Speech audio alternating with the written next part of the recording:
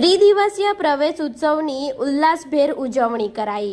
વલસાડ તાલુકાના સેગવા પીઠા ગામની પ્રાથમિક અને માધ્યમિક શાળામાં આજરોજ કન્યા કેળવણી મહોત્સવ અને શાળા પ્રવેશ ઉત્સવની ઉજવણી જિલ્લા પંચાયત સભ્ય રંજનબેન પટેલ, માજી વલસાડ તાલુકા પંચાયત પ્રમુખ પ્રવીણભાઈ પટેલ, પીઠા ગામના સરપંચ વર્ષાબેન અને ઉપસરપંચ વિનોદભાઈ, સીઆરસી કોઓર્ડિનેટર કલવાડા નિમિષાબેન પટેલ તથા શાળાના આચાર્ય અને સ્ટાફ તથા માધ્યમિક વિભાગ કેળવણી મંડળના પ્રમુખની ઉપસ્થિતિમાં કરવામાં આવી।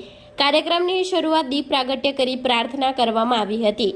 મહેમાનોનું પુસ્તક અર્પણ કરી સ્વાગત કરાયું હતું। નવા પ્રવેશ મેળવનાર વિદ્યાર્થીઓને મહાનુભાવોના વરદ હસ્તે શૈક્ષણિક કીટની ભેટ આપવામાં આવી હતી। ધોરણ 3 થી 8 અને 9 થી 12માં પ્રથમ ક્રમ પ્રાપ્ત કરનાર વિદ્યાર્થીઓ તેમજ સ્પર્ધાત્મક પરીક્ષાઓમાં મેરિટમાં આવનાર વિદ્યાર્થીઓને પ્રમાણપત્ર અને પ્રોત્સાહિત ઇનામ આપી સન્માનિત કર્યા હતા। શાળાઓમાં વિદ્યાર્થીઓ દ્વારા પ્રવર્તમાન વિષય ઉપર વક્તવ્ય રજૂ કરવામાં આવ્યું હતું। સરગવાના છોડ દ્વારા વૃક્ષારોપણ કરી કાર્યક્રમની પૂર્ણાહુતિ કરવામાં આવી હતી। મારું નામ નિમિષાબેન એન પટેલ છે। હું સીઆરસી કલવાડામાં સીઆરસી કોર્ડિનેટર તરીકે છેલ્લા 1 વર્ષથી ફરજ બજાવું છું।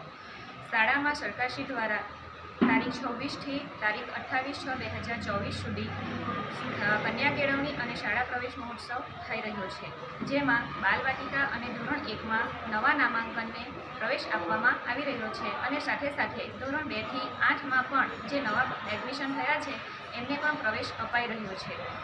શાળામાં બાળકોને સરકારશ્રી દ્વારા જે કીટ આપવામાં આવી છે એનું વિતરણ થઈ રહ્યું છે। આ કાર્યક્રમ દ્વારા બાળકો બાલવાટિકાથી લઈને ધોરણ 8 સુધી સહર્ષે પ્રવેશ પામીને પોતાનું પ્રાઇમરી શિક્ષણ પૂર્ણ કરે છે અને પોતાનું શિક્ષણ પૂર્ણ કરે છે।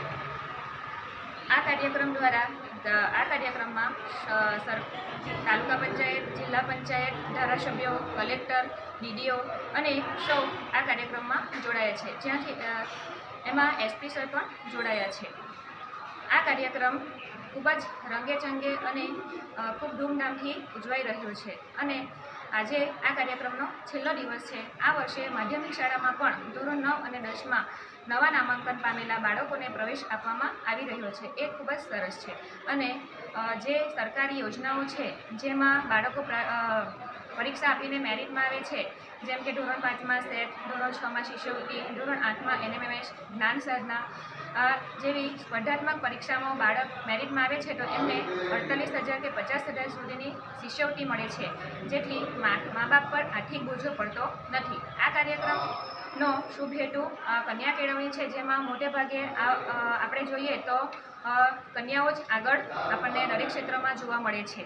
એટલે સરકારશ્રીના આ કાર્યક્રમ જે કન્યા કેળવણી અને પ્રવેશ મહોત્સવ ખરા અર્થે સાર્થક થઈ રહ્યો છે।